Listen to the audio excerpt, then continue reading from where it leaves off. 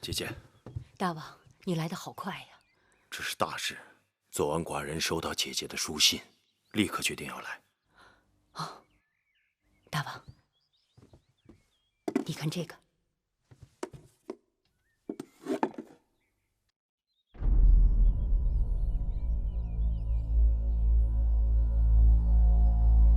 这东西，你们是如何拿到的？是雍瑞花了重金从义渠人那里换回来的。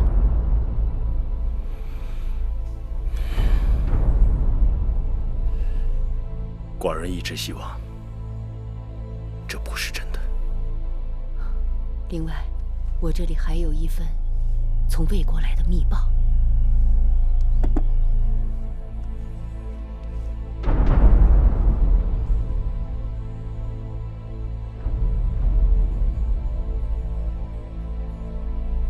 密报是否可靠？那报信人是当年我在魏国宫中的莫逆之交，绝无虚言。既然魏王用尽心机，一心要将大良造公孙衍收入囊中，寡人就不得不有所提防。来，大王，请上座。放开我！放开我！放开我！放开我！小冉，你不能进，姐姐，你不能进呐！姐姐，姐姐，放他进来！小冉，姐姐，姐姐来了，不怕。永香莲为何恐我弟弟？奉魏夫人之命。魏夫人，魏夫人为何抓个孩子？你弟弟偷了公子壮的宝剑，按照秦律要砍去双手。那宝剑不是我偷的，是我捡的。更何况你芈月也是读过书的人，岂不知礼法有云，男女7岁不同席。即便如此，此处是后宫，除了大王和各宫公子之外，不可以有其他男子，除非处过宫刑。小冉捡了公子壮丢弃的宝剑，就算有错，也绝非偷盗。至于后宫无外男，小冉是我弟弟，如今也不过是个10多岁的孩子。何况此事，我已经得到王后的允许。王后许可是私情，我行的却是秦法宫规。后宫不容外男，若是偶然闯入，或可逐出了事；若是奉诏而入，也不可过夜。你这个弟弟在宫中居住，已非一日，为避人口舌，只能宫刑。不准碰我弟弟！不准碰我弟弟！放开！姐姐救我！姐姐，不准碰我弟弟！你敢动我，死你全家！放开我！你动我！哟，气性还真大。可惜呀，景离孤身一人，吃饱了全家不饿。你找我来好了。别碰我！别碰我！你我无冤无仇，何至于此？我奉命行事，只是魏夫人有话，一定要等你来了才能动手。现在啊，时辰正好。姐姐，姐姐救我！这样水嫩的小童，只要1刀的功夫，就成全他了。别碰我弟弟！放开他！我求你了！你要是不，我都答应你，不要碰我弟弟。我可什么都不要，只是魏夫人要什么，我就不清楚了。好，我懂了，我去找魏夫人。芈月是聪明人，早这么做，省了多少周折。姐姐，我好怕。小冉，别怕，姐姐一定想办法救你，别怕啊！等我，一定等我回来。姐姐一定要来救我！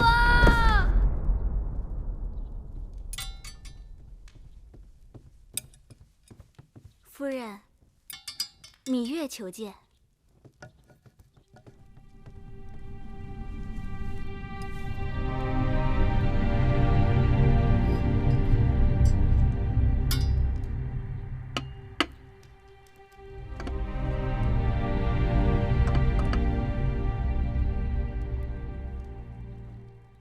芈月来了。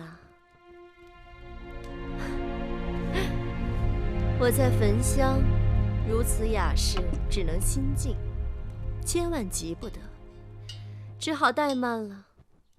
心思恶臭的人，再焚香也无济于事。有人死到临头，还敢嘴硬啊？你要害我，就冲我来，不要害我弟弟。谁敢害你呀？你可是当今王后的妹妹。至于那个违反宫规的小童，大王委我主持后宫之重任，不好因为你是王后的妹妹，我就徇私舞弊，只好按照规矩办了，对吗？魏夫人用不着兜圈子，你说吧，究竟要如何，你才能放了我弟弟？妹妹这话可就说差了。我向来都是与人为善，成人之美的。我看你在王后身边日日委曲求全，也并未得到什么好处。妹妹如此启年月貌，若是只以幼女身份终老秦宫，实在是太可惜了。先王后陪嫁中有一小臣之子叫魏成，20有余，与芈月年貌相当。我意欲为你们做个媒，这对玉姬为聘，如何？你要我离开这里？不是离开，是风风光光的嫁出去。只有这样，你才会放了我弟弟。2日之内，我会安排你出宫成亲。你与他成婚后，就离开咸阳，随他去大梁吧。你那弟弟姓魏，说不定我们还是同族呢。我会为他在大梁安排一个出身，如何？只可惜，我是王后的人，不能由你左右。眼下王后自顾不暇，哪里还护得了你呀？更何况你是心甘情愿的，她不能为了一己私欲，就耽误了你的美好姻缘。你如何才能叫我心甘情愿？这难也不难。王后眼下被禁足，是再好不过的了。你乖乖地按着这上面的话抄写一封书信，就说你和魏成两情相悦，要和他白头到老，共度终生。辛苦你回去就这么做。明日我派人拿着这封书信去跟王后提亲。魏夫人筹划得好周全。为了成全你们，总是要滴水不漏的嘛。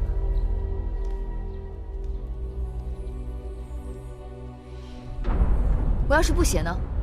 那可就是你的不对了。明日一早，我若是拿不到这封书信，你那个弟弟可就一刀全了了，从此倒也干净。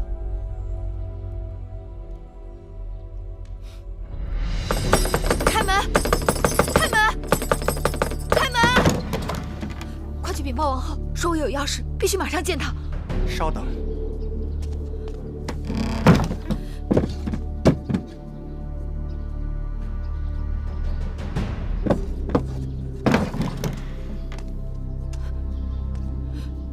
大茂姑姑，快带我去见王后。你是故意为止，还是昏了头了？大王有令，外人一律不准进入交房殿。那麻烦姑姑把王后请到门前。你安的什么？你安的什么心啊？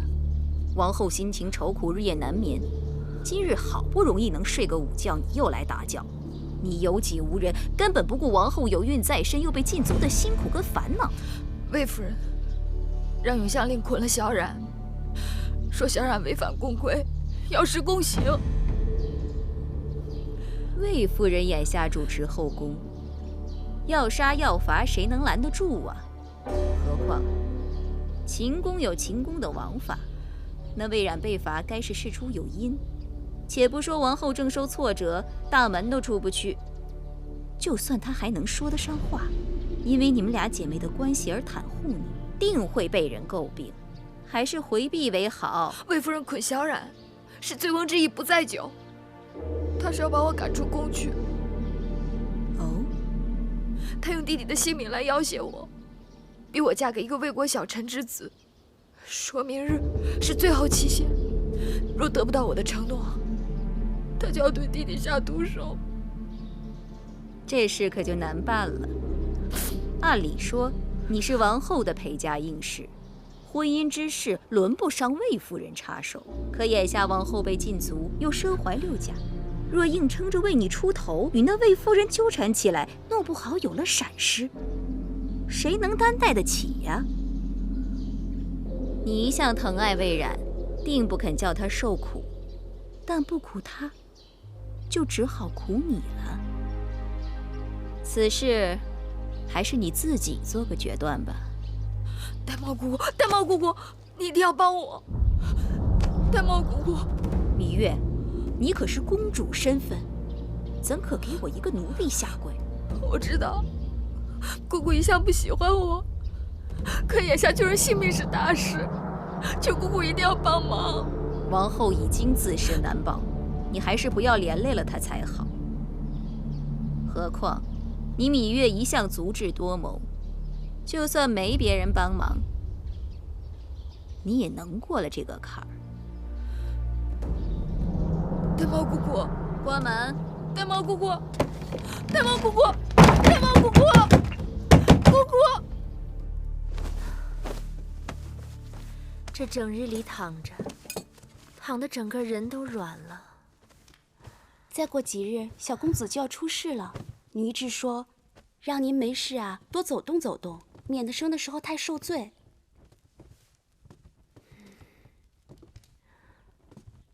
玳瑁姑姑呢？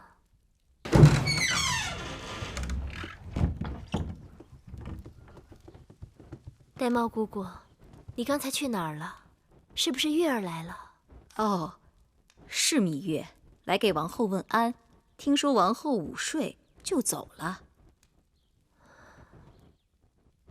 也是，好久没见月妹妹了。姐妹说话还要隔着堵墙，不如不说。再扶我在屋里走走吧。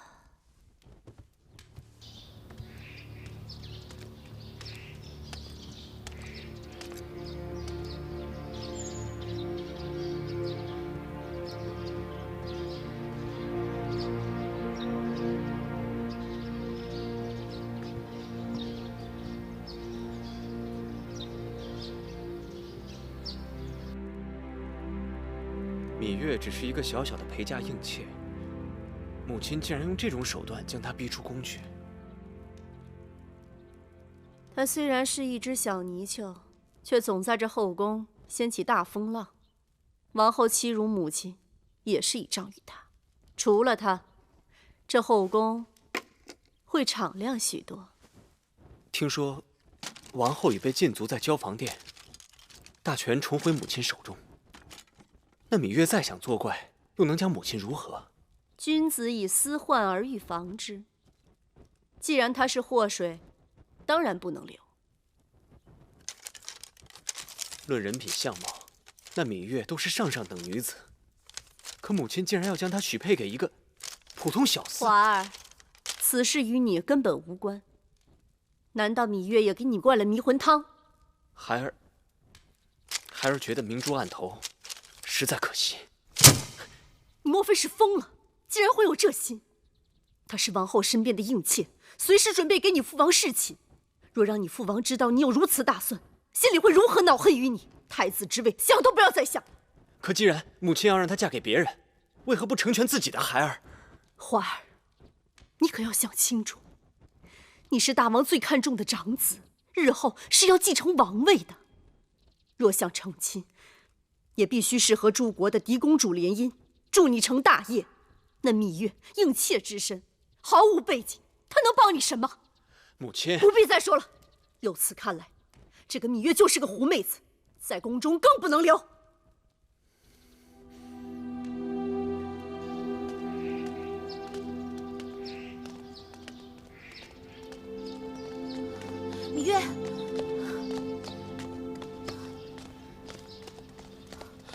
我也听说你弟弟魏冉之事，这些人趁我父王不在宫中下此黑手，行事卑鄙。眼下王后虽自顾不暇，但只要她肯出面，魏夫人他们不得不忌讳她3分。可眼下，我想见他一面都不行。这么说，连王后都不能庇护你了？魏夫人他们鬼祟伎俩，害小冉，就是为了害我。我豁出去了，大不了拿我的命去抵小冉的命罢了。你这是以卵击石，眼下还不是拼命的时候。这是我的出宫令符，你拿上，去找我父王。他此刻在北郊行宫，骑马去快些，悄悄走，不要惊动任何人。都已经什么时候了，你还犹豫什么？拿着。我不想向你父王讨要任何东西。你当真以为我父王是施恩图报之人？况且，你要先过了眼前再说。其实你知道，我父王心里一直很喜欢你，而且，我父王是个有情有义、很值得人仰慕的男子。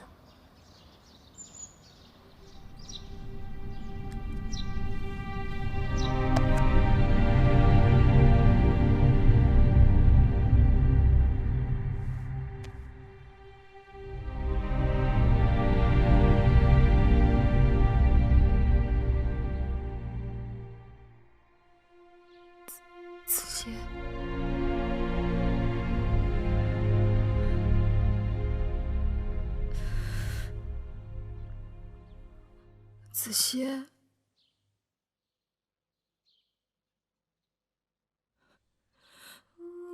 子歇，你能听到我说话吗？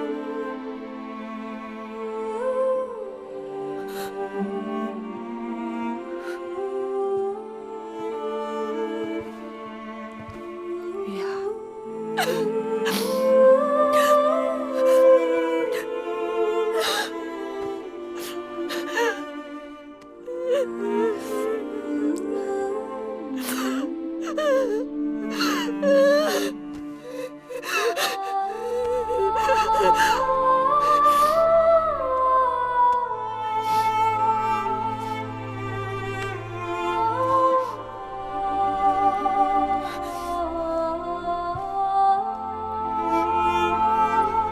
姐姐身受桎梏，小冉性命攸关，我要去救小冉，去救姐姐，子歇会等我的。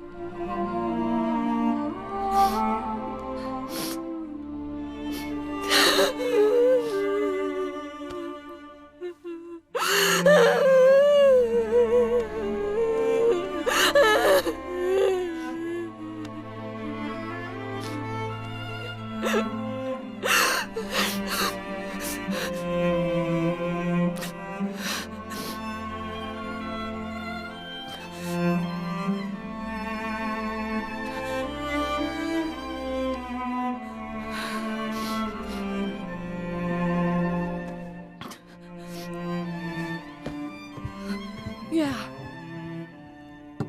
记得公孙衍刚到秦国的时候，还是我给大王引荐的他。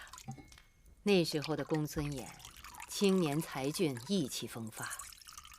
第一次与大王见面，他与大王仿佛是前世的缘分，促膝交谈了一夜。寡人因公孙衍攻占河西之地，和诱俘魏国主将公子昂的功劳，封他为秦国的大良造，这是一人之下，万人之上的殊荣。寡人真不信他会背弃大秦。大王，人心是会变的，有的人永远贪心不足。何况眼下张子与大良造水火不容，魏王又不停地差人给大良造送礼，我想目的只有2个：一是为提醒他还欠着魏国的人情；二呢，是为让他知晓，说到底只有魏国人对魏国人更亲一些。当下秦国权力3分，张仪与公孙衍相争，正好让公孙衍再生意念，公孙衍一向是心高气盛，魏王对公孙衍又是志在必得。对于公孙衍，大王还是尽人事，听天命吧。大王，穆坚来了。让他进来。是。大王，出了何事？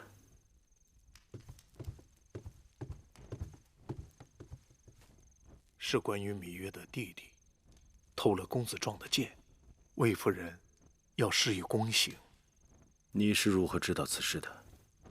是魏良人叫侍女给老奴报的信儿。这个魏良人倒是个有心人。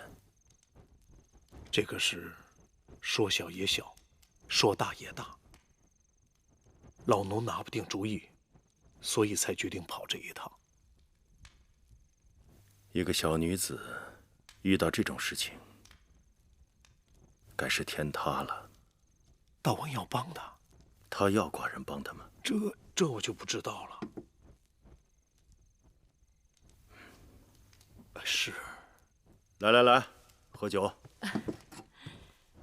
哎呀，后宫之事不胜其烦，大王到我这儿喝杯酒都不能踏实。当初长姐为我打理后宫的时候啊，寡人的耳根子清净多了。后宫女人多，是非也多，但大王过去好像对这些是是非非并不往心里去。后宫没变，大王却变了，是不是？大王又有心上之人了？长姐有雍大人常来陪伴，在北郊行宫过着神仙般的日子，还拿寡人来打趣。这么说，大王今晚住在我的宫里，难免孤单，让姐姐安排一个好女子给大王侍寝。无妨。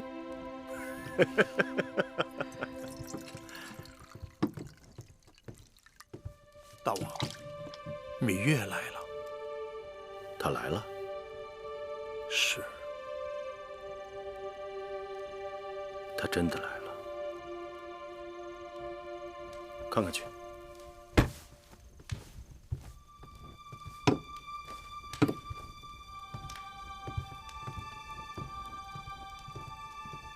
哪个芈月呀？是不是那个伶牙俐齿的小丫头？是。这么说，今夜不用我安排，大王也有侍寝的人了。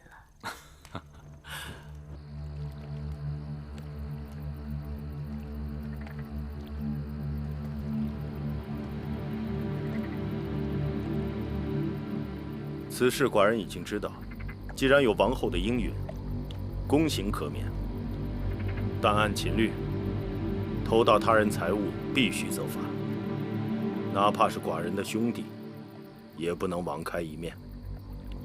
眼下魏夫人执掌后宫，行事虽有些急躁，但并无大错。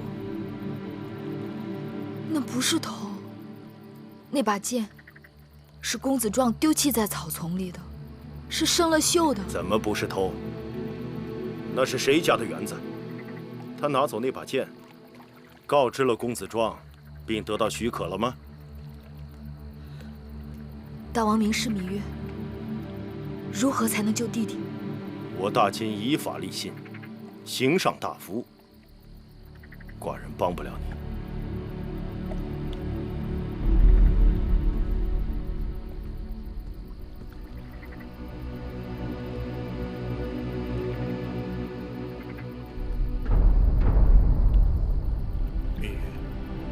你还是回去吧，大王的心情你不是不知道。就是你在这儿跪上一晚上，也不会有结果的。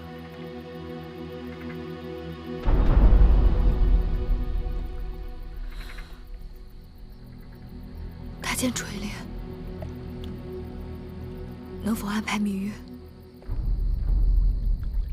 今晚侍寝？你说什么？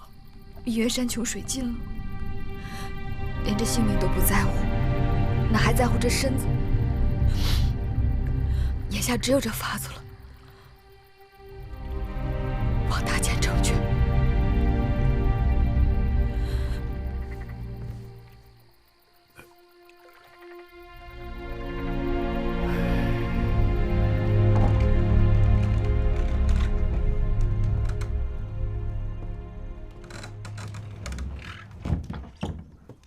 给寡人宽衣。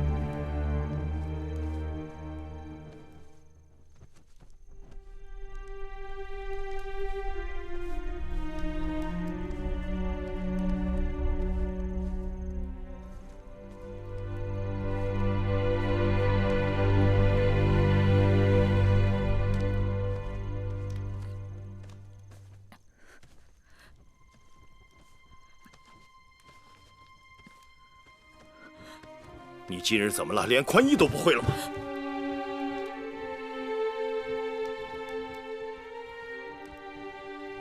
怎么会是你？你以为如此就能救你弟弟吗？明月是情，心甘情愿。丫头，你的心思明明白白写在脸上，你有难处，有求于寡人。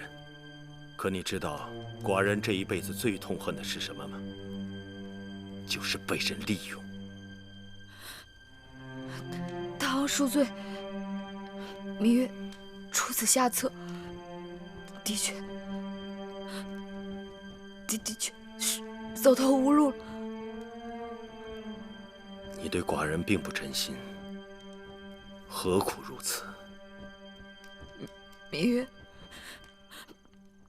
别无选择。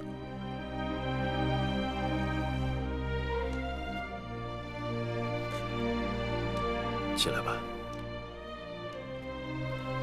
寡人从不强人所难。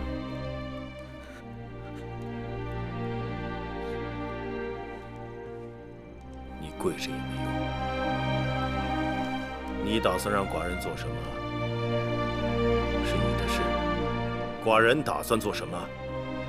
是寡人的事。你出去。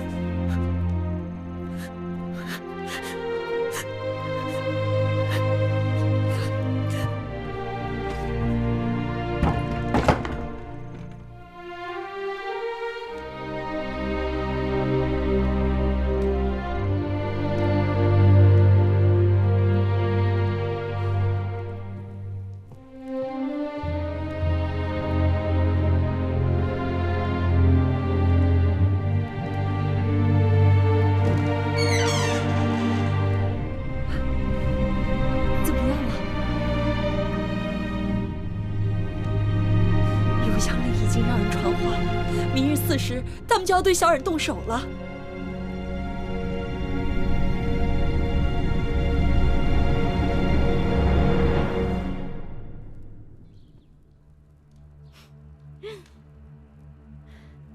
真是稀罕事儿，你芈月也有服软的时候。听说你昨日从我这儿走后，去求过王后，却吃了闭门羹。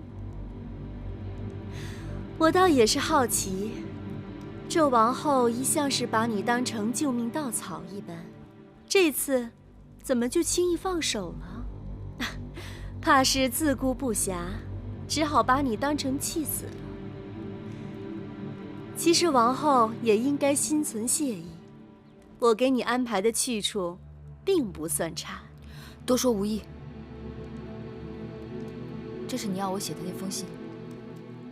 一手交人，一手交信。刚才我还在担心，杀只鸡临死前还得正正翅膀呢，你可是惯于作怪。把你写的拿过来，让我细细看看，免得你在里面再耍什么把戏。见不到小冉，你休想拿到这封信。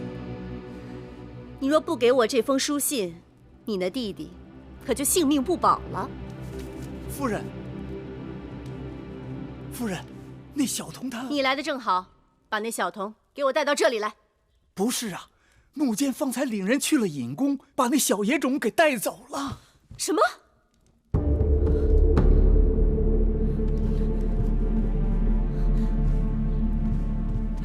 没事儿，小冉，没事儿啊，不疼。小冉，小冉，姐姐，小冉，吓死姐姐了！回来就好，回来就好，让姐姐好好看看。哎呀，哎呀，怎么了？这怎么回事啊？木间说，按大秦令，偷盗必须砍手。但秦王下旨说，念及小冉年幼，就割了一个小手指头。疼死了吧，小冉？姐姐，我小冉不好，给姐姐惹下这么多麻烦，请姐姐处罚。不怪小冉，小冉没有做错任何事情，是有人心存恶念，故意要害我们。那该怎么办？自今日起，姐姐一定要用性命来保护你们，让恶人再也不能欺负到我们头上。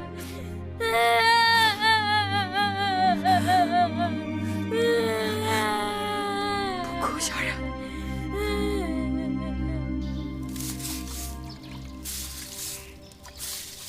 大家手脚都利索点儿，把这院子都给我打扫干净了啊！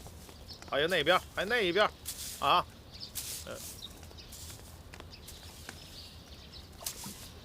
大监请留步。哎呦，是魏夫人。想来大监不会不知，大王已经命我主持打理后宫事务。今日我本想依照宫规处罚一小童，大监为何出手干预？老奴也是受命而行啊。奉谁之命？大王。大王？这不可能。夫人是怀疑老奴在假传大王旨意。大王他不在宫中。大王耳聪目明，夫人若是对老奴有责怪之处，可以向大王直接请旨问责。夫人恕罪。大王今日回宫，老奴还有很多杂物要去处理，告退。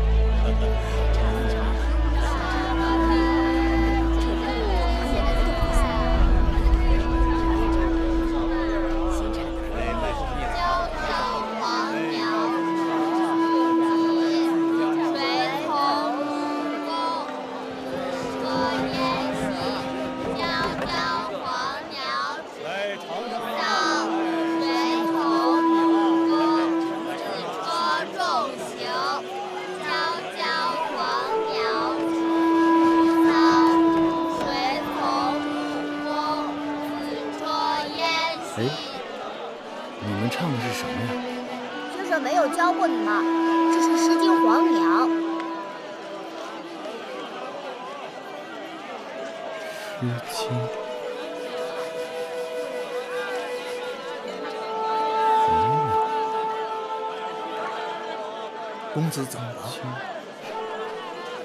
黄鸟，黄鸟，应当是竹鸟更多。不，是黄鸟。悄悄黄鸟止于其，谁从木宫？紫车烟兮，悄悄黄鸟。止于其，哎，谁从公子冷了吧？我们去那边喝碗澡汤，暖暖身子。谁从木宫？有肉，哎，来了。谢谢客官。客官慢走。啊，坐。客官请坐。哎，好。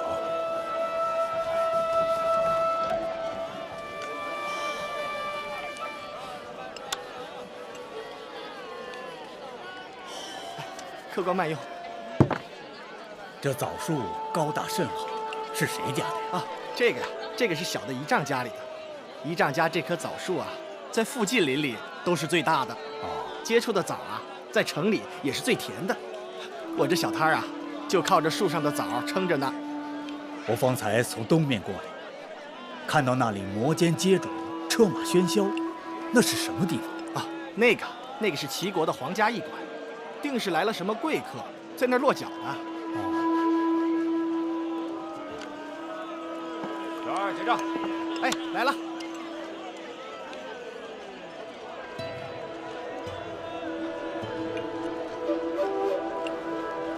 焦焦黄毛之于吉枣树。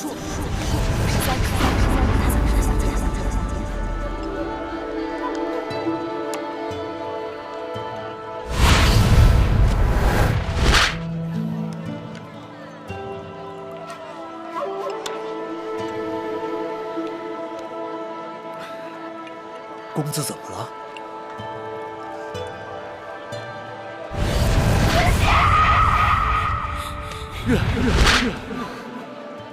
月儿，谁是月儿？月儿，楚国的公主。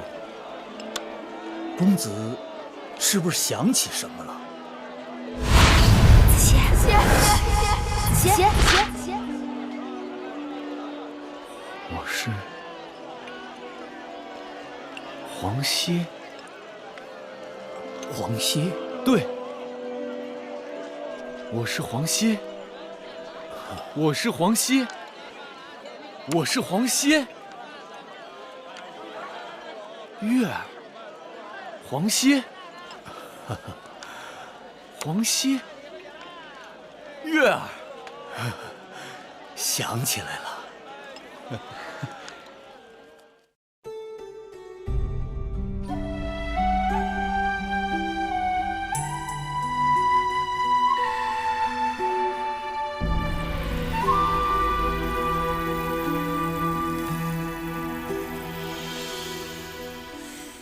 繁星如许，明月如初，前尘往事从何起数？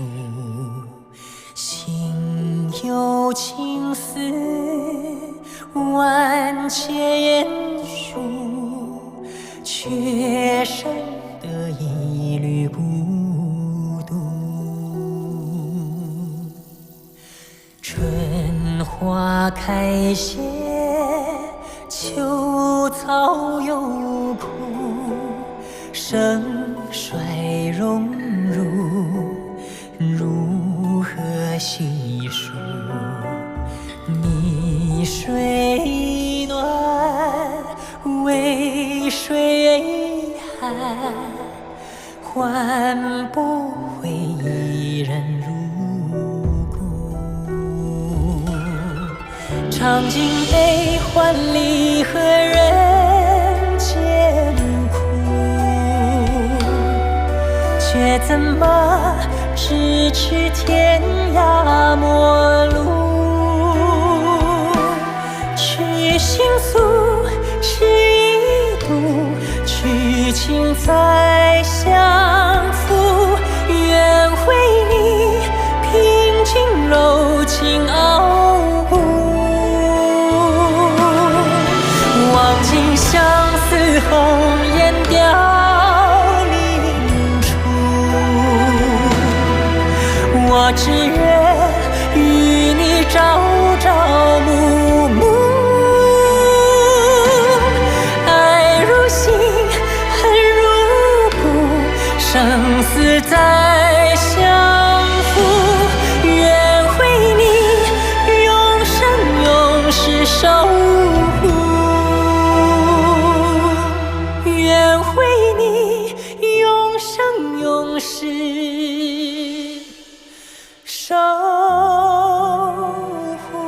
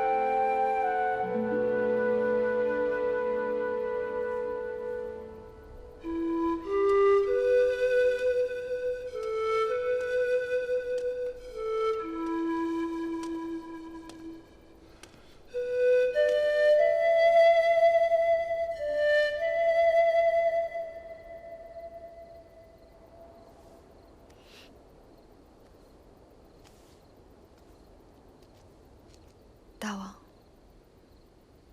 你吹奏的是楚国情歌，乡间民谣罢了。听曲调，这本该是男女欢爱之曲。芈月吹奏得如此伤感，想必是在悼念心上人。芈月，君前失仪，望大王恕罪。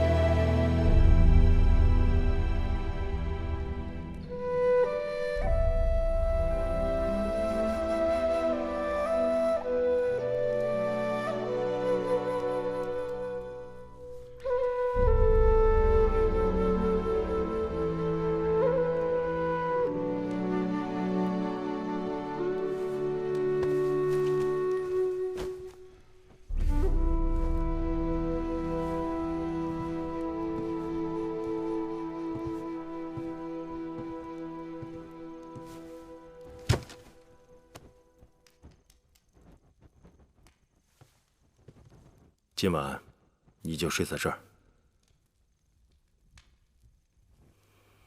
入冬了，再给自己拿床被子，省得着凉。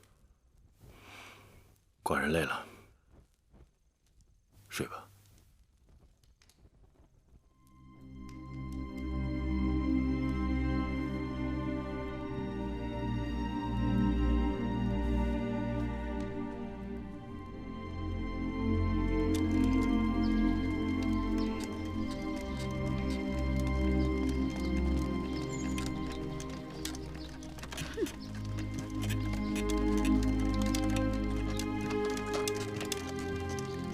有什么了不起的？乌鸦飞上梧桐树，还能变凤凰。只要能飞上梧桐树，是不是凤凰不重要。哼！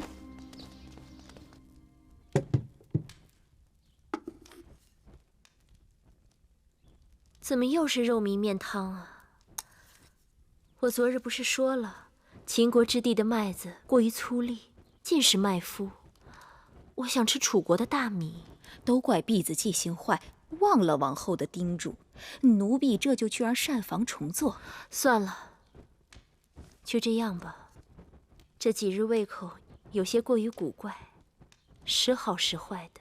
想来王二知道了，母后禁足在此多日，心烦意乱吧。不要。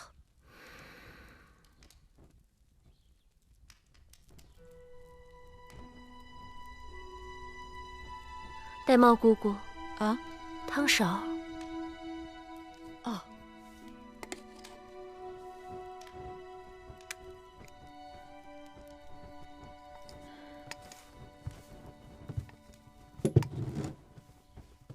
你们几个今日怎么了？个个像丢了魂似的。珍珠，说。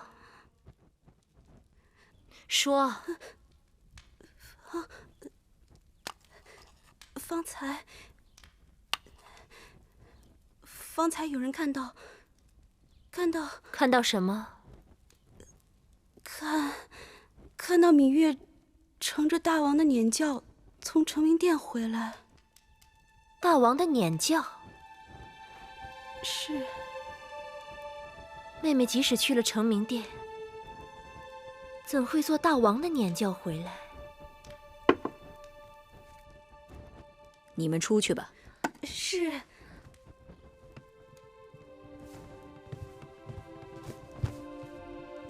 禀报王后，大王昨夜临幸了芈月。你说什么？大王昨夜临幸了芈月。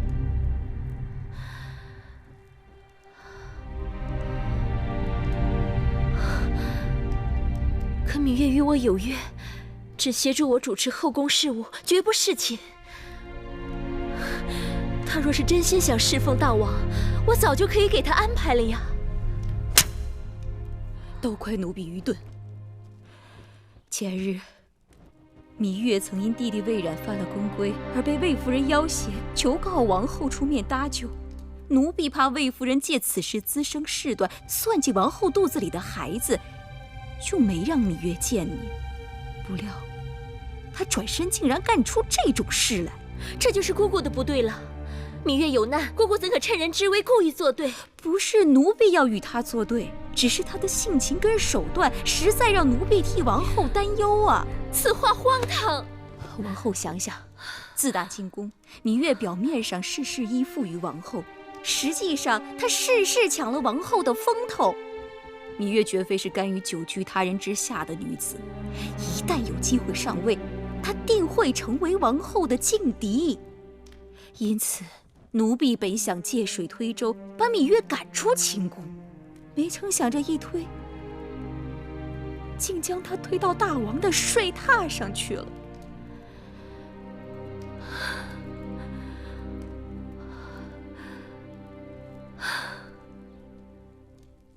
姑姑不必自责了，事已至此，说什么都晚了。看来这是命中注定的。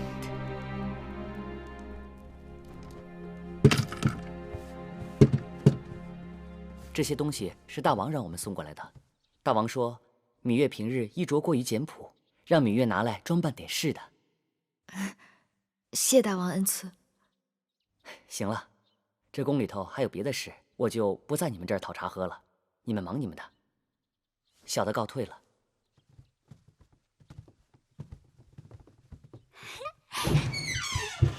哇，好漂亮啊！太漂亮了。是啊，真好看。女人刚回来，大王赐的东西就跟过来了，可见大王对你的确用心。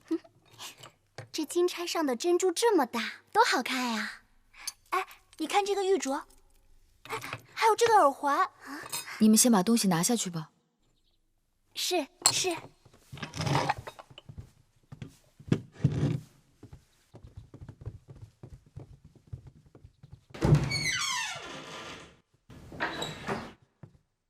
我看你回来，就一直心事重重的。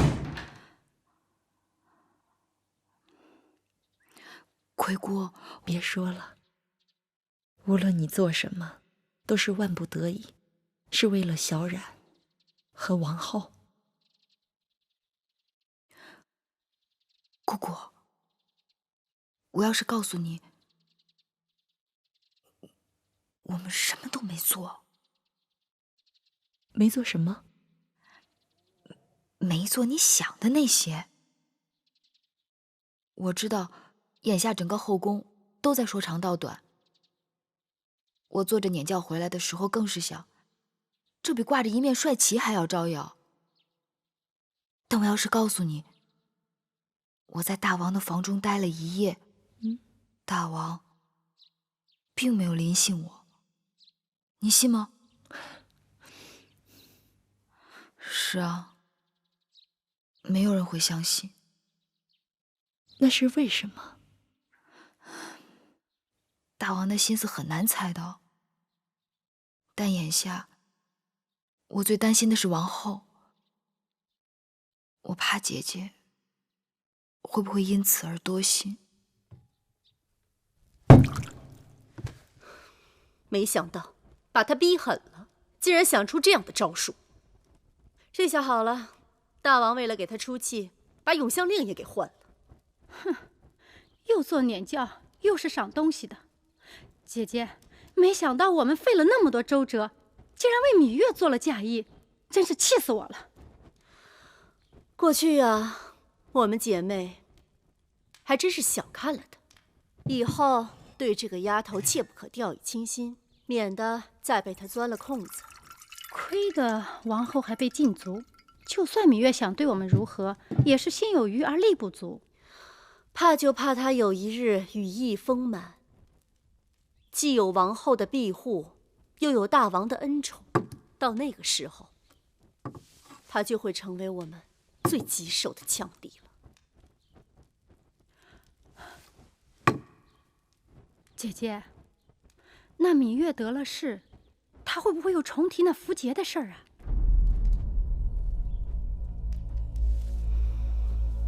那铜符节被公孙衍拿走之后，我曾派人催要过数次，却无结果。这可是悬在咱们头上的一把刀啊！看来一定要想办法，尽早把这符节讨要回来。嗯。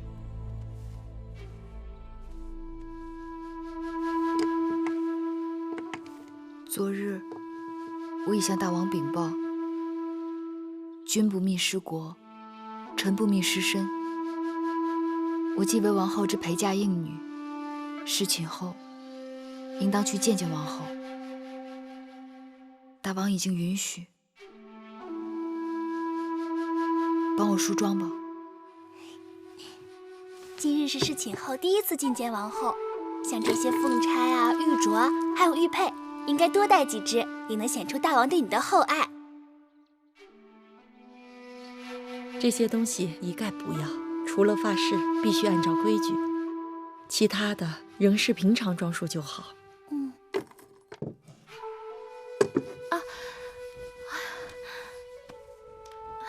王后有何不是？王儿在踢我。别看小公子在王后肚子里人不大，脾气还不小呢。当年威后怀王后的时候，王后在威后肚子里可乖巧了。威后命人把宫里头摆满了鲜花跟果子，还把寝宫里所有硬的地方都用芦絮给包起来。王后出生后不仅漂亮，性子也柔顺。眼下，谁来给我摆鲜花水果？谁又来包起这宫里的芦絮？难怪王儿心里郁闷。王后放宽心，我把给小公子做的衣裳先收起来。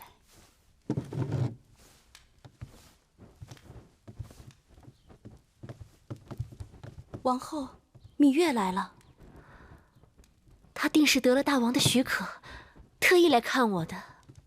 王后，这种人应该立马轰他出去，该给他些颜色看看了。就算我心里怪他，也当忍一忍。王后这是何苦啊？毕竟她是我的应妾，如今在这宫里，我们最大的冤家对头是魏夫人。大王心宠芈月，只有她能够跟魏夫人抗衡。难道你要我把她推到魏夫人那儿去吗？宣她进来。是。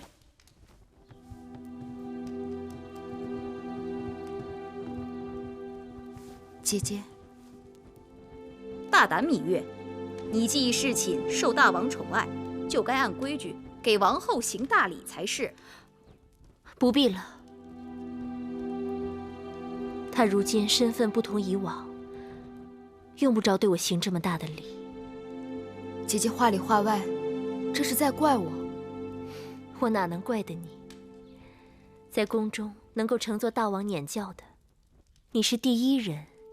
你若在我面前多礼，岂不是折煞我？姐姐不仅怪我，而且意气用事。姐姐，能否听妹妹辩解两句？那日，魏夫人把小冉抓走，要施宫刑，妹妹四处告救无门，只好拿着梦莹的令符去找大王。姐姐知道妹妹一无所有，我只是想用自己的命去换小冉的命罢了。更何况，我虽主动侍寝，但大王知道了我的苦楚，与我只是同卧而眠，并非同榻。你说什么？你与大王并非同榻共枕？是。玳瑁姑姑，你好大胆！玉儿是我妹妹，她受了这等委屈，你竟然隐瞒于我，害得她不得不违心去找大王求情，你是何居心？王后自己也有难处，你少狡辩！我与月儿同气连枝，他们害月儿就是在害我，这事还不都怪你？姐姐，那日我也不想牵连姐姐的。好了，妹妹，你过来。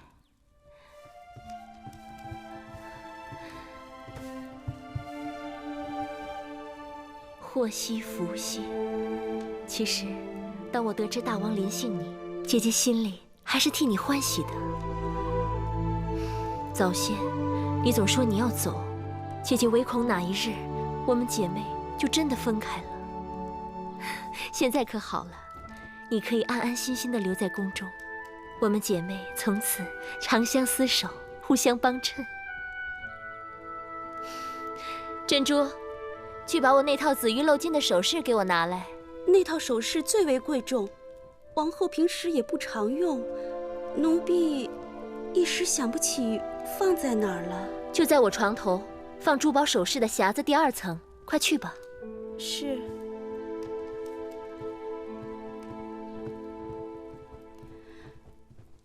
姐姐就要临产了，心境需开朗些，切不要为难了自己和腹中的孩儿。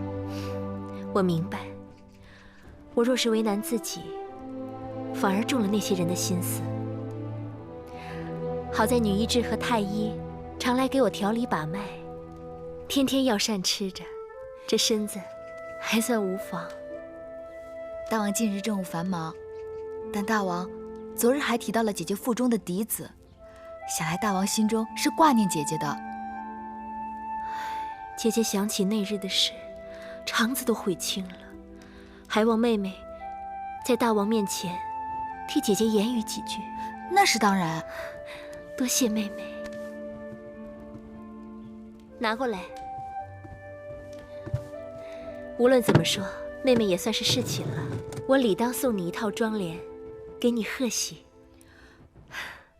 这套首饰是姐姐最心爱的，你收好，就当姐姐的一点心意。这只怕不妥，这套首饰太过珍贵，妹妹承受不起。再妥当不过了。只要妹妹与姐姐一条心，姐姐愿意倾其所有。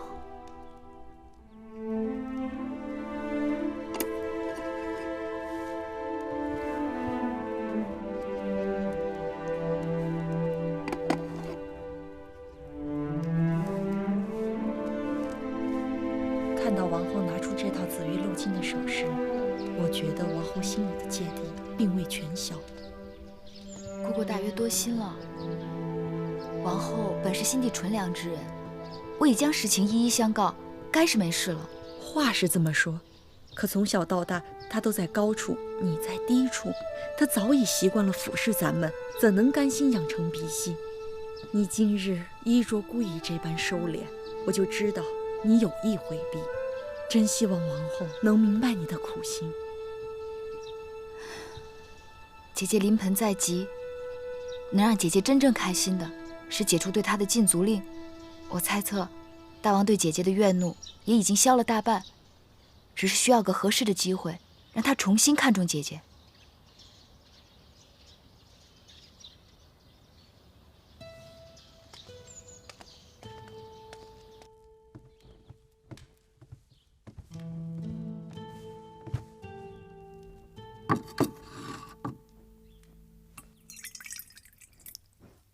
王后喝口水吧，让芈月搅和了半日，身子肯定乏了。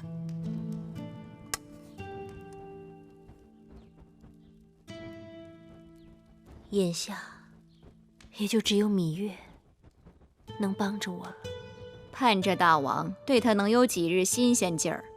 大王并未临心的。是啊，这说明芈月并未入大王的眼。姑姑没有明白。我虽怀着大王的孩儿，但大王对芈月却是更用心。大王知道芈月的心思，竟没有勉强她。女人能让男人珍惜到这一步，那男人还不被那女人攥在手里？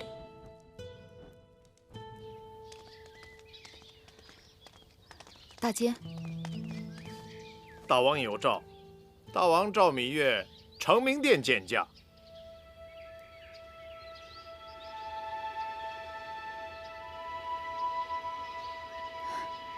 请容我梳妆。好。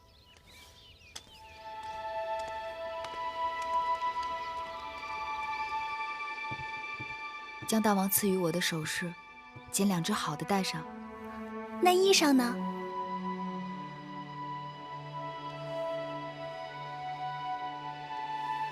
就要那件鹅黄色的吧。姑姑，你说呢？好，不过于艳丽，也不落于平俗。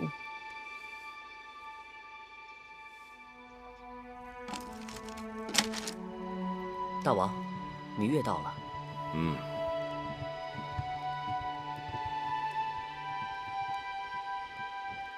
拜见大王。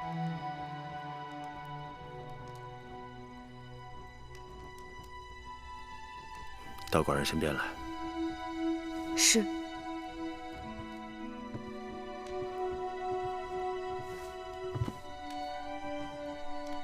护目一笑，峨眉曼质，容则秀雅，质出颜质。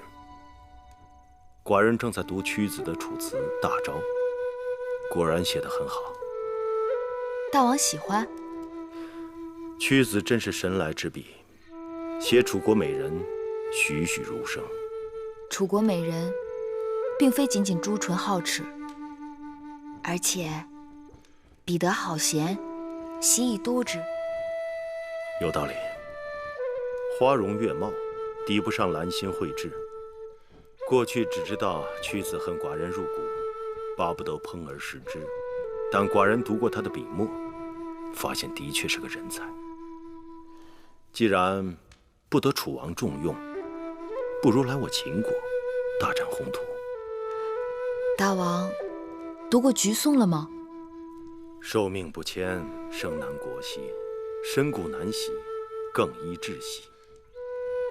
心知如此，很难勉强，当真可惜。楚国人才虽不能由大王驱使，但楚国的学识却是可以拿来用的。楚国宫中藏书众多，王后出嫁时，楚王曾赏赐王后500卷书简作为陪嫁。王后的嫁妆虽然在武关被劫持，但义渠人只掠走了一些金银珠宝，而最珍贵的500卷书简，还有全套青铜乐器，全都完好无损。只因秦楚两国文字不同，秦宫中像大王这样通晓多国文字的人不多，所以这套嫁妆自入宫以后就一直没有动用过。这些寡人都知道，可是整理书籍事务，费时费力。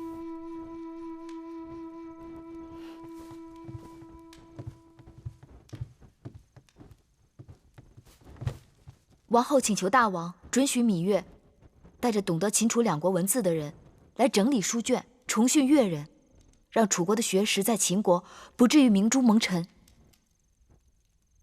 这果真是王后的想法？确凿无疑。王后虽然身怀6甲，困于交房殿，但她仍心系大王，愿为大王分忧解难。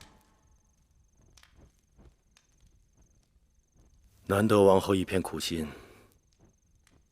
只不过前一阵子对待张子一事，他未免糊涂，乱了名分规矩，寡人不得不罚他。不知大王是否知晓，芈月曾在会院种过从楚国带来的杜若，一大把种子撒下去，能存活的仅寥寥几株。可见草木都恋旧土，人怎会对母国抛之脑后？何况远离母国艰难重重，哪有不惦念的道理？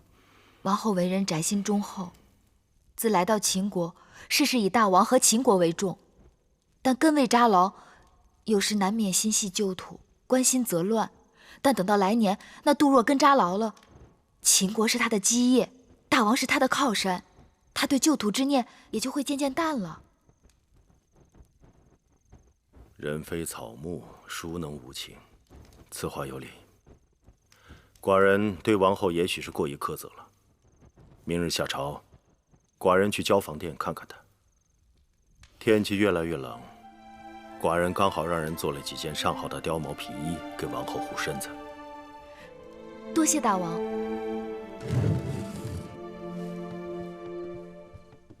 王后可喜欢这2件新衣吗？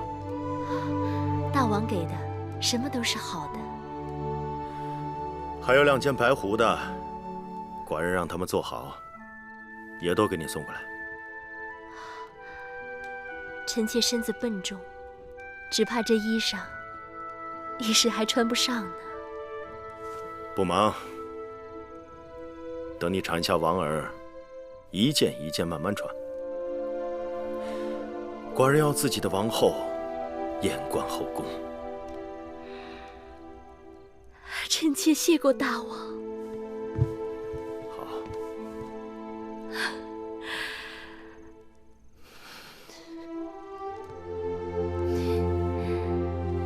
王儿，不要再提我了。你父王过来看过你了。妹妹来了。姐姐，前几日魁姑做了姜蜜，妹妹尝了觉得好，所以今日特意给姐姐送来。太好了。今晚大王要来交房殿用膳，我还特意跟珍珠说，让她把秋日里我在园子里采摘腌制的桂花拿出来，给大王做桂花莲子粥。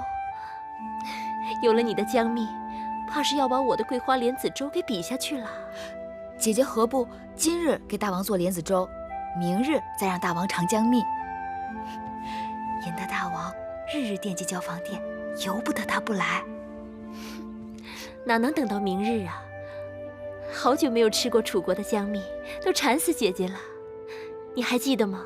母后也喜欢姜蜜的，特别是秋日的菊花姜蜜，总是让膳房做很多，分给各宫的公子公主们。王后何必提及此事啊？她是不会记得的。姐姐大约忘了，在楚国这种事，从来都与我无缘。先生，魏夫人那边又派人催要符节了，说是再见不到符节，他就不得不亲自上门了。这个义渠王简直是蛮横无比，他竟然狮子大开口，问我讨要500车粮草来换取符节。500车粮草，这得多大动静啊！所以我一直没有答应他。这样，你马上再去找一次义渠王，你转告他，就说我情愿拿珠宝钱财来折换成他想要的粮草，让他即刻把符节给我还回来。是。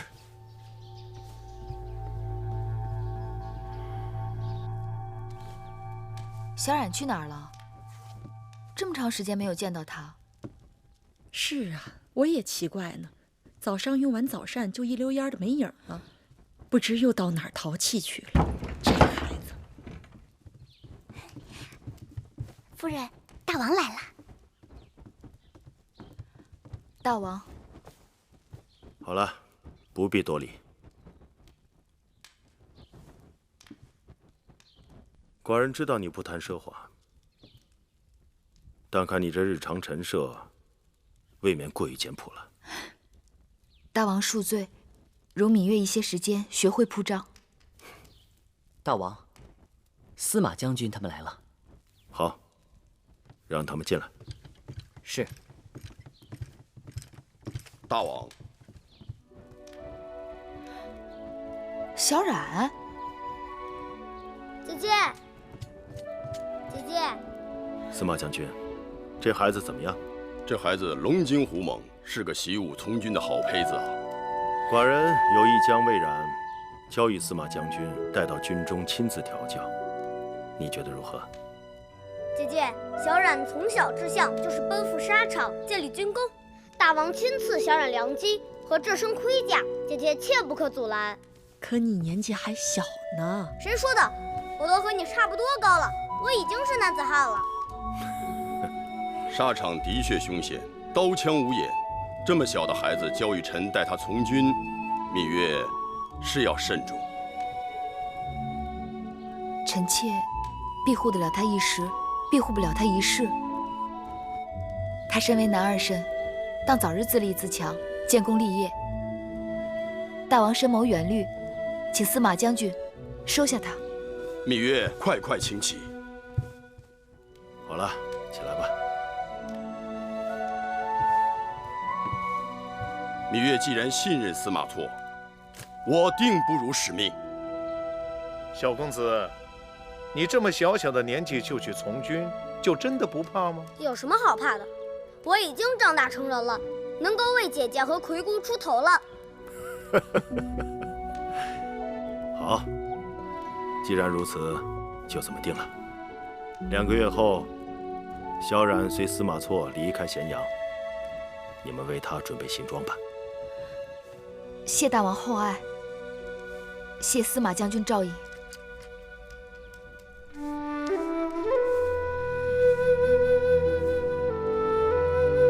都是马字，这是赵国的马，魏国的马，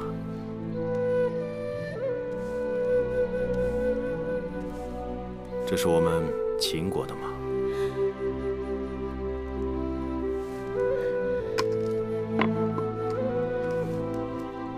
真的，果然每个国家的马字都不一样。光这个马字，7国就各有不同的写法。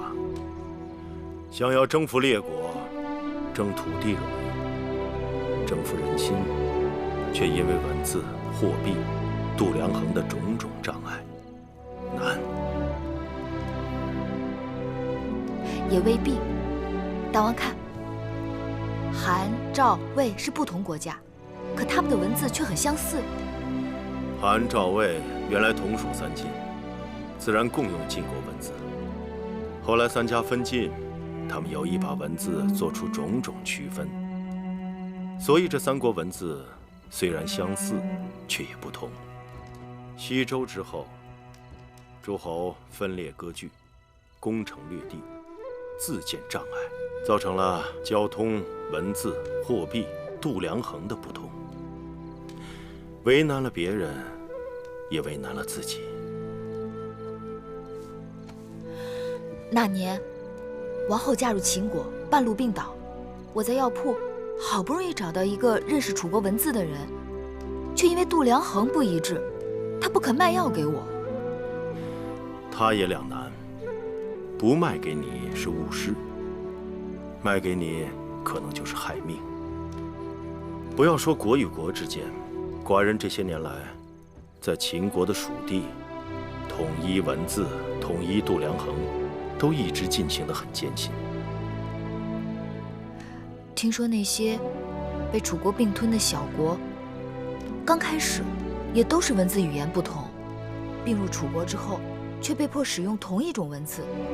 刚开始人们也很抗拒，后来渐渐习惯，竟也觉出种种好处。所以，只要统一了疆土，再想统一文字、统一度量衡，也不过是岁月光阴的事情。习俗一致了，人心自然顺服。这是寡人的志向。芈月，你可愿意陪寡人完成这个抱负？我愿意。好。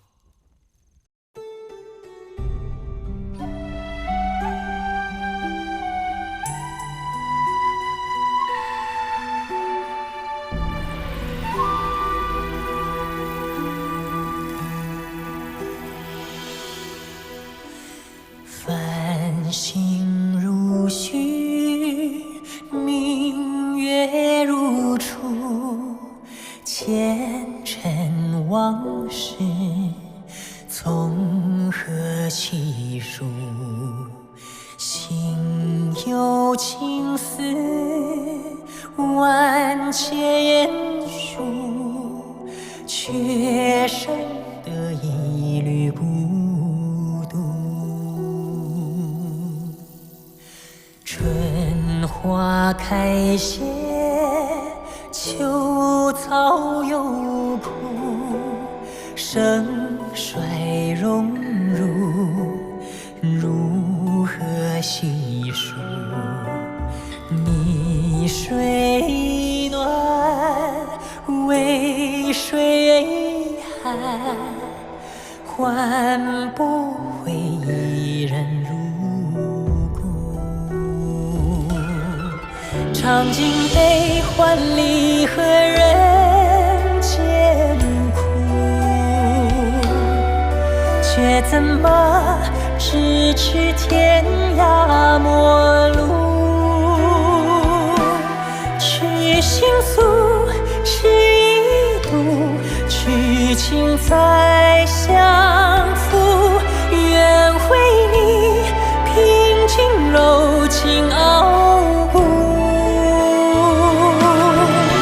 望尽相思红颜凋零处。我只愿与你朝朝暮暮，爱如心，恨如骨，生死再相负。愿为你永生永世守护，愿为你永生永世守护。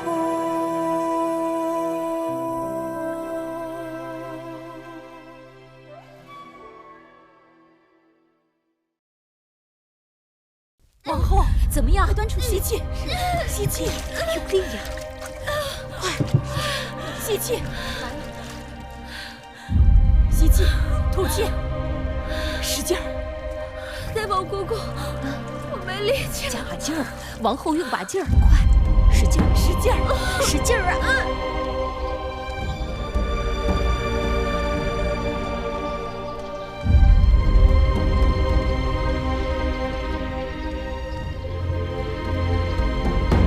使劲儿，看见头了，看见头了，快出来了！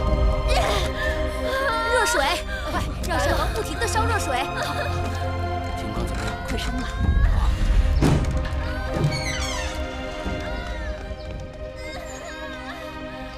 药熬的怎么样？大王，王后怎样？王后生产顺利。出来了，出来了！王后，剑士，使劲来了，使劲啊，王后，使劲啊！用力呀，王后！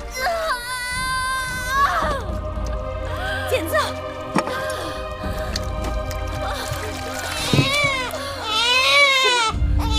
来了！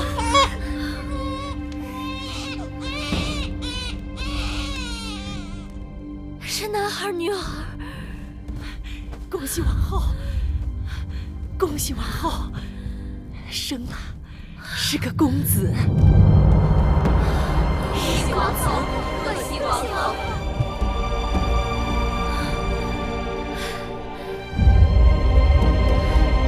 快，我去给大王看看。是，快快！是位公子。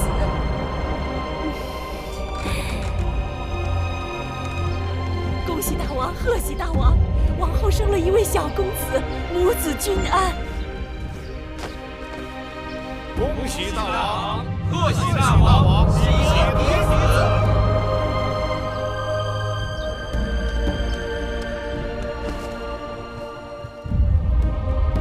恭喜大王，贺喜大王，恭喜大王，贺喜大王！寡人终于有了嫡子，这是寡人的嫡子。大王，给王儿赐个名字吧。寡人都想好了，就叫荡儿吧。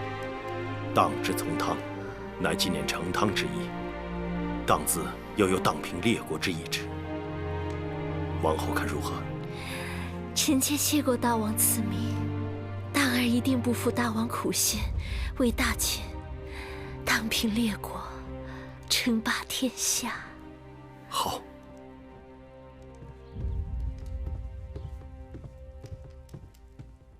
夫人，大王给王后的儿子赐名了。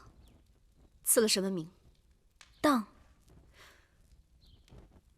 荡。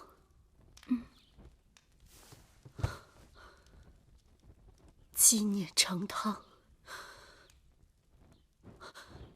荡平列国。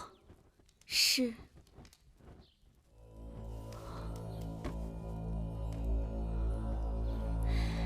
记得当年夫人生公子的时候，大王给公子赐名华，说是光华璀璨，是爹娘的骄傲和珍宝。听起来，并不比那个荡字差呢。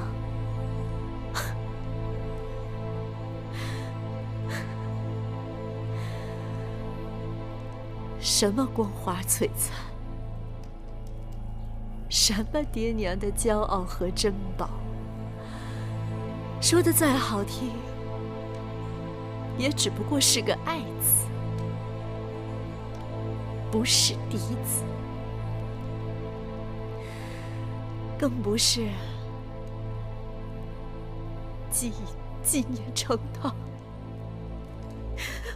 大平列国。是原期望的储君。大王会立王后的儿子为太子？你以为不会？大王只是跟我们这些人玩了个文字游戏吧。说不定他从一开始就没有想过立华儿为太子，只是我傻。不仅盼着华儿当太子，还一心一意的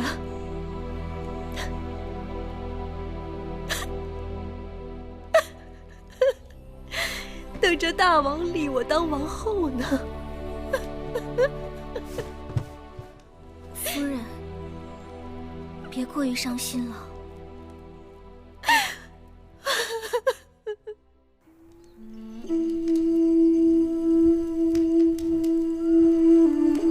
此去秦国，路途遥远。且不说高山峻岭、强匪流寇，就是外边的严寒风雪，也会要了公子的性命的。子歇要去秦国寻的人，比子歇的性命更重要。老伯，你们放心吧，子歇已经想好了。既然公子决心已下，那就求上苍保佑吧。这点钱帮不了公子什么，就算一点心意吧。老伯对子歇恩重如山，如来日有机会，子歇定会报效万一。大王，今日我去看姐姐，姐姐为大王给蛋儿取名而欢喜至极。你也喜欢这个名字？谁人能不喜欢？哦，对了，大王，上次与大王提起唐夫人节俭，把每日省下的灯油一点一滴刮下来留用。昨日内府突然派人给唐夫人送去了10斤灯油，惊得唐夫人对着内府的人直抹眼泪。寡人为太子时，唐夫人就跟在身边。寡人理当善待老实人。我近来还知道了，宫里的烹饪高人是谁？谁呀？魏良人。你怎么知道的？因为大王每次去魏良人那里都要用膳，去别人那里大多只是坐坐便走了。可见魏良人那里最让大王动心的是饭食。你这个小丫头。好了，今天就不说宫里的事，说点别的。说什么？说说你的子歇，如何？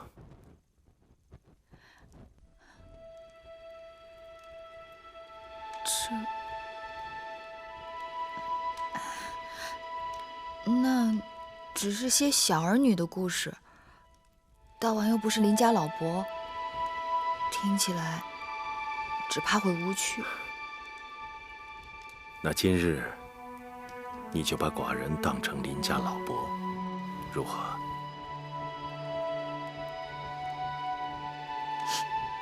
邻家老伯，那邻家老伯就猜猜，我与子歇是怎样相识的？月儿喜欢逞强，只怕不打不成交吧。我自幼常常在宫中与人打架，但子歇从来都是帮手，不是对手。我与子歇的缘分，还是从我在膳房给弟弟偷糕饼开始的。黄歇谦谦君子，却要跟着你当小贼，真是难为他了。偷糕饼算什么？子歇跟着我，不仅在宫里偷瓜果，还偷草药，还曾把南后的后花园给翻了天了，连那宝官都被我打伤了。宝官是南后的侍从？那是南后的护院狗。护院狗。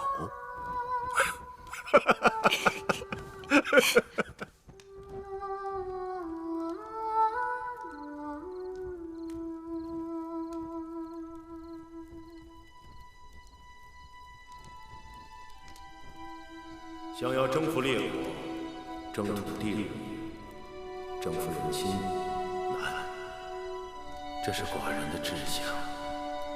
芈月，你可愿意陪寡人完成这个抱负？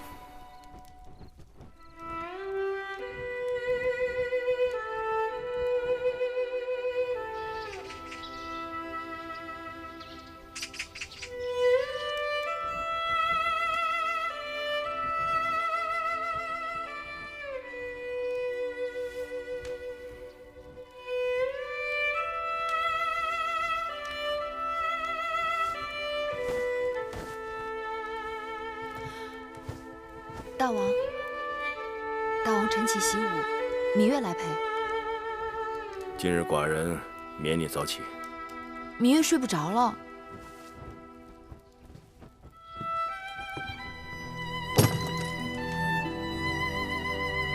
那就替寡人更衣吧。是。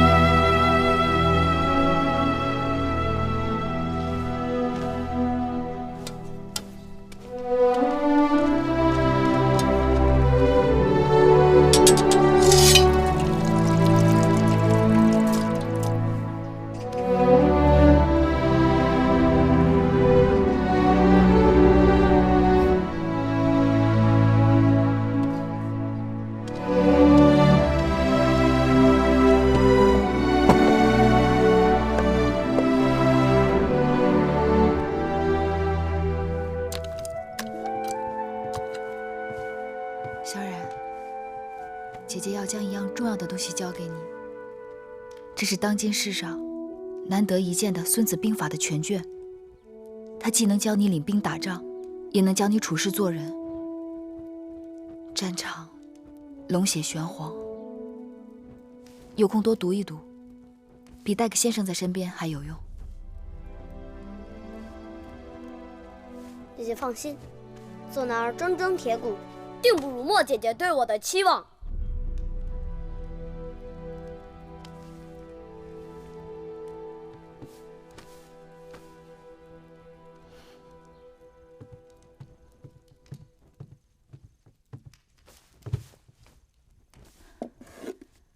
大王，喝茶。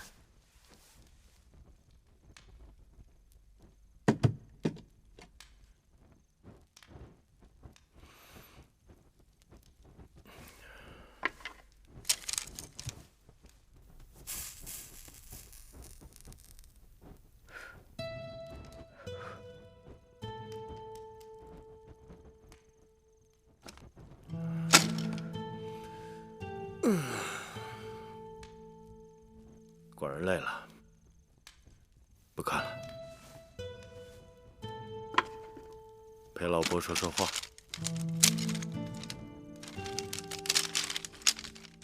老伯想听什么？老伯还是想听听你的子歇。还说？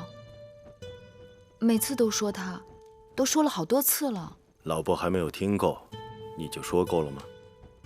再说，那也是过去的事情了。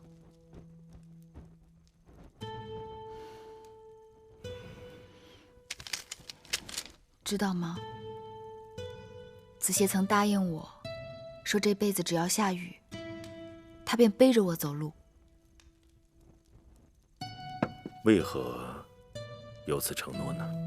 那年我生辰，魁姑给我做了双绣鞋。魁姑的女工是宫里1等1的好，那双鞋子真叫人爱不释手。可那日正巧赶上下雨，我便将鞋子揣在怀里，赤着脚走路。子歇在公道上碰到了我，心痛至极，他硬要我把鞋子穿上，背着我走。他告诉我说，这辈子与我在一起，一定要让我总有新鞋穿。如若下雨，他便背着我走路。你们两人真是天设地造的一双，可惜了。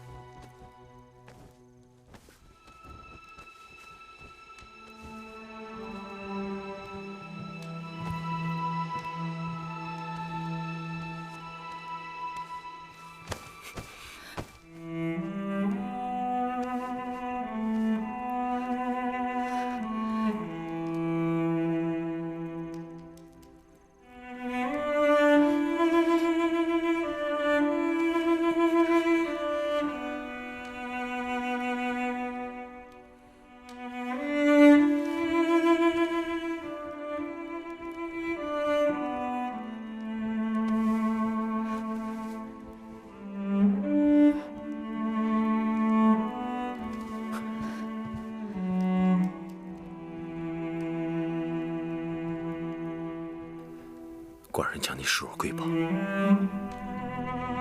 绝不要一丝一毫的勉强。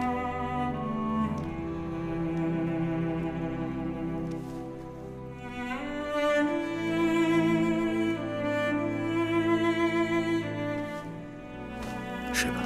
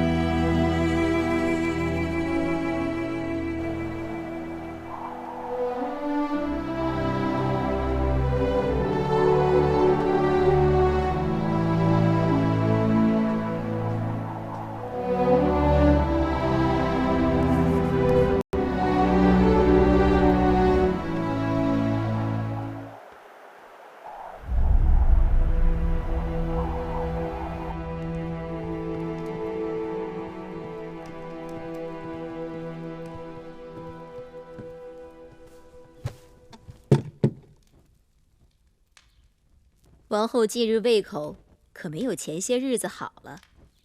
奴婢让膳房用野山鸡熬了肉粥，王后尝尝。大王至今都没有临幸芈月。王后，王后，给我吧。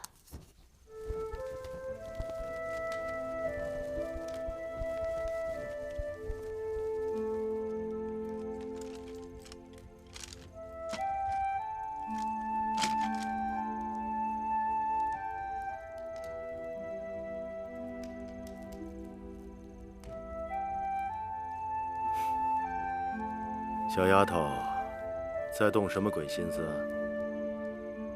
是不是趁着寡人喜欢你，想多求些恩宠？是，也不是。寡人恕你无罪，说来听听。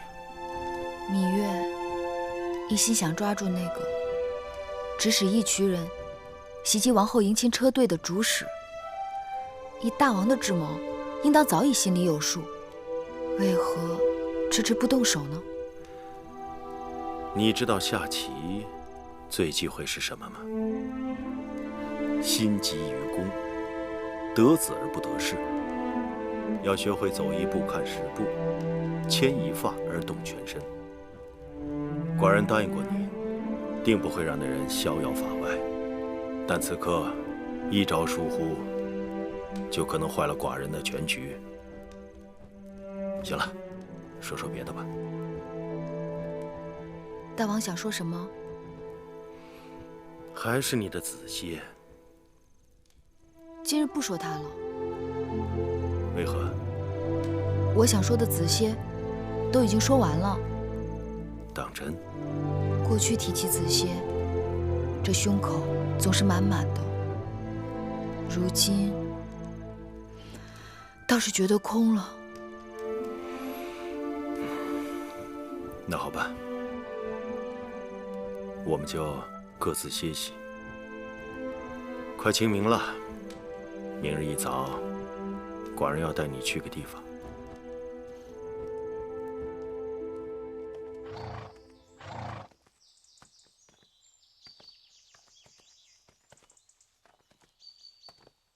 知道你在山崖边给黄公子建了土坟。前不久，寡人让母监把坟迁到这儿来，也好方便你时时祭拜。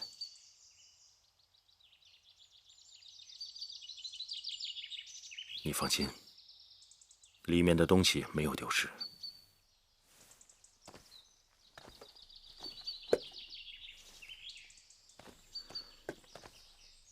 当初，黄公子定把此物看作瑰宝，寡人也同样珍视。既然心目已建好，还是由你把这东西放到墓穴里去吧。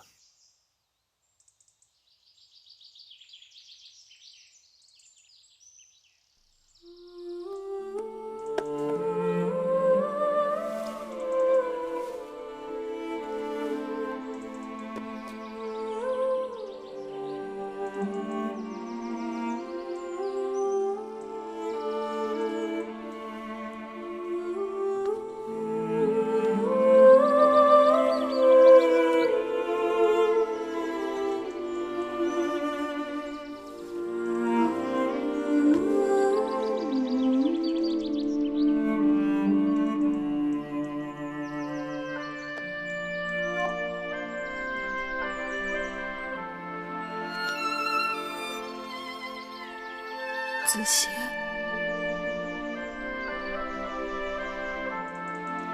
大王给你修了新墓，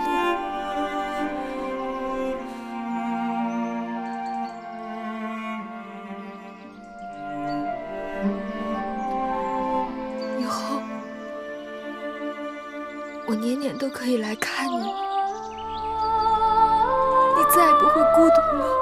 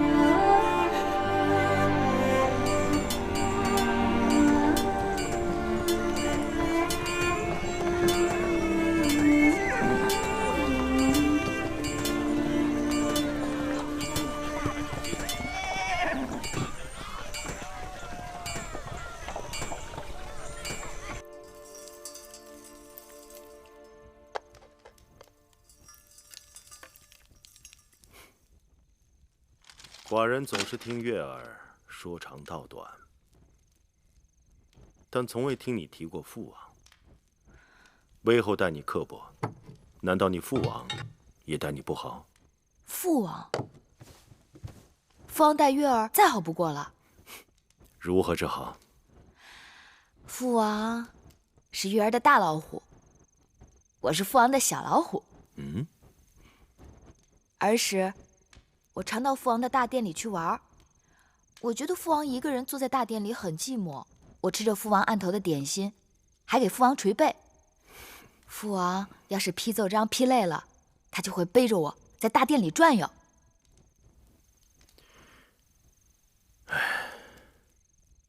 寡人看书简也看累了。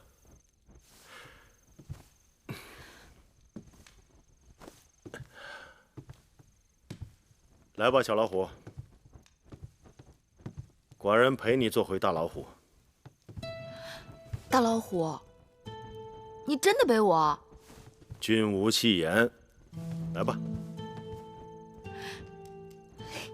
小老虎，可是有点分量哦。嘿，不重，不重。大老虎的脑袋，我摸的。老虎的须子也摸得，老虎的鼻子也摸得，老虎的胡须我也摸的。做小老虎真的有那么好吗？那是，做小老虎自然好。小老虎比大老虎还威风呢。那大老虎要跑快一点啦。还要不要快一点？大老虎快跑！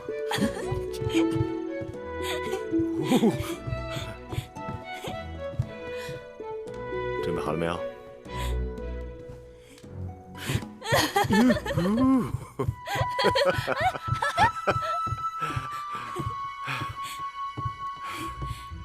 下来吧，小老虎。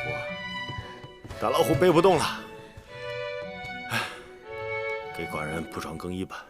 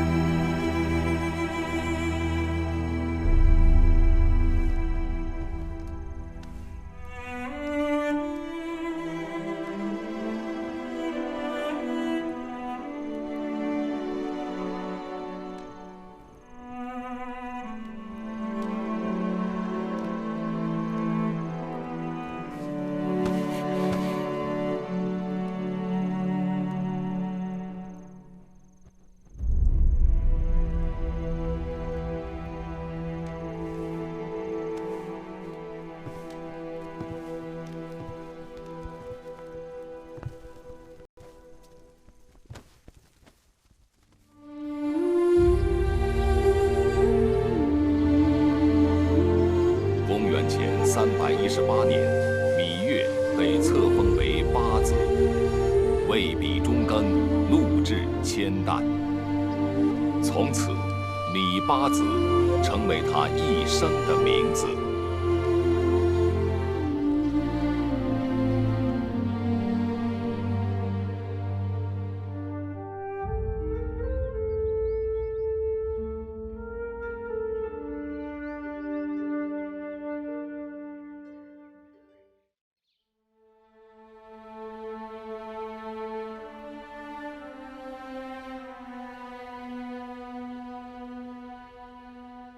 月儿本以为，即使与大王同屋而眠，也不过到此为止。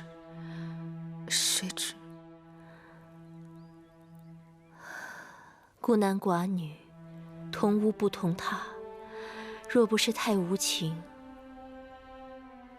便是用情太深。这么多后宫女子，只有你能得到大王如此垂青。姐姐，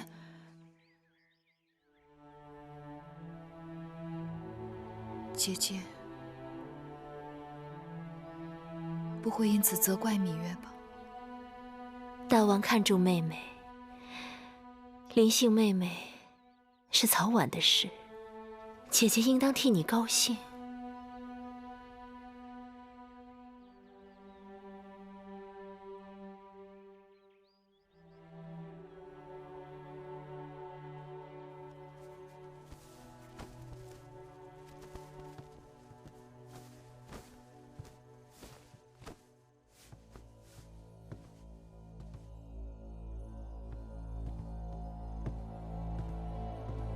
王后，可以歇息了。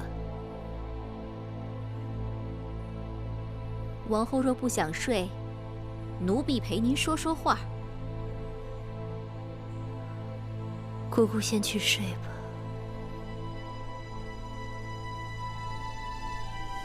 是。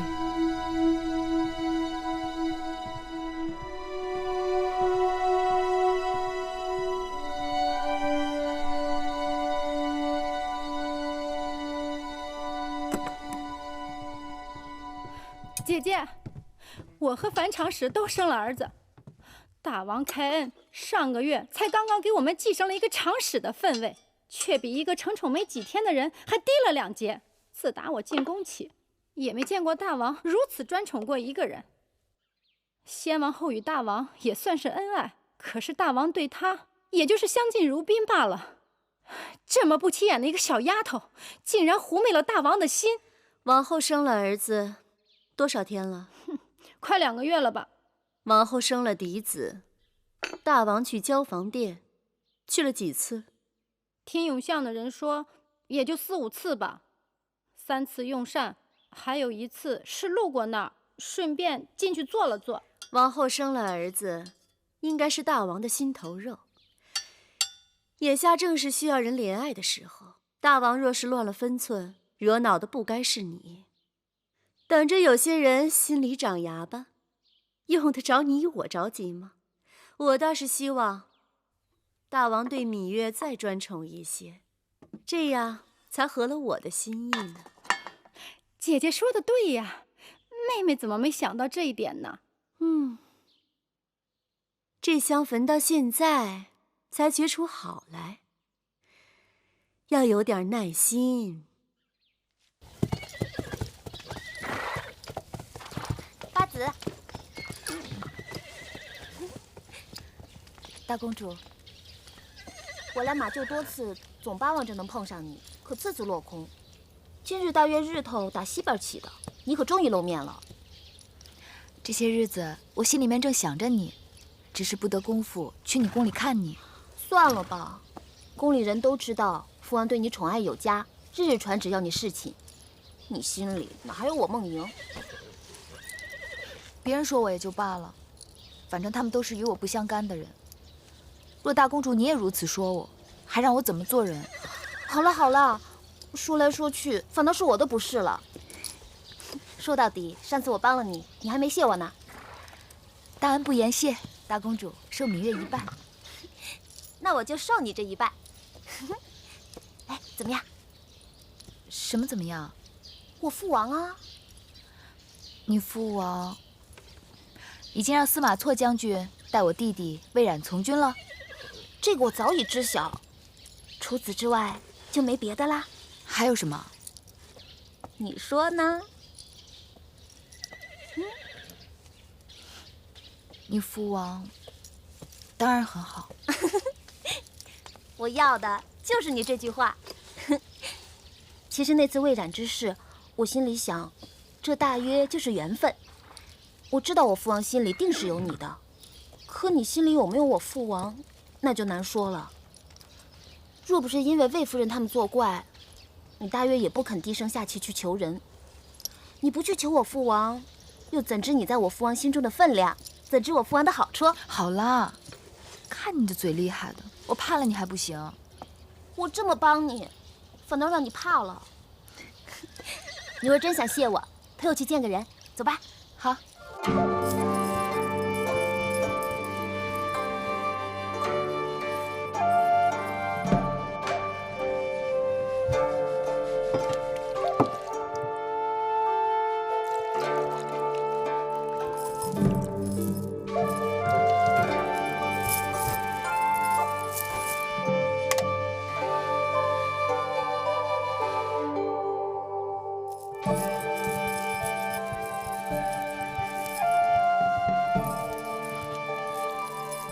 梦莹，你来了。姑母，你们都退下吧。是。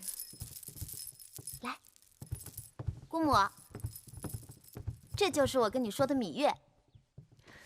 拜见嬴夫人。雍大人，大王大婚时曾见过，上次王后在后花园训斥国美人的时候又见过，今日相见，却看上去很不一样了。当然不一样，如今该称他为芈八子了。哦，我都忘了，你们早就认识，那就都不是外人了。坐下来吧。谢夫人。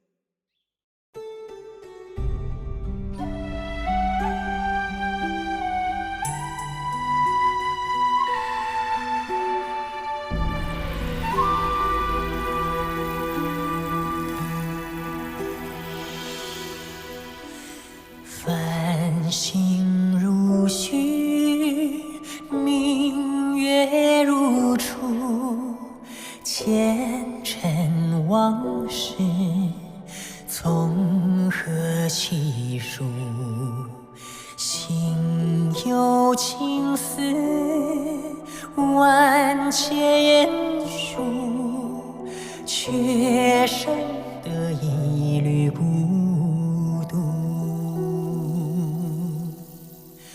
春花开谢，秋草又枯，盛衰荣辱，如何细数？你水暖，为谁寒？换不回一人入。尝尽悲欢离合人间苦，却怎么咫尺天涯陌路？去心诉，痴一度，去情再相负。愿为你平静柔情傲骨。望尽相思红颜凋零处，我只愿与你朝朝暮暮，爱如心，恨如骨，生死在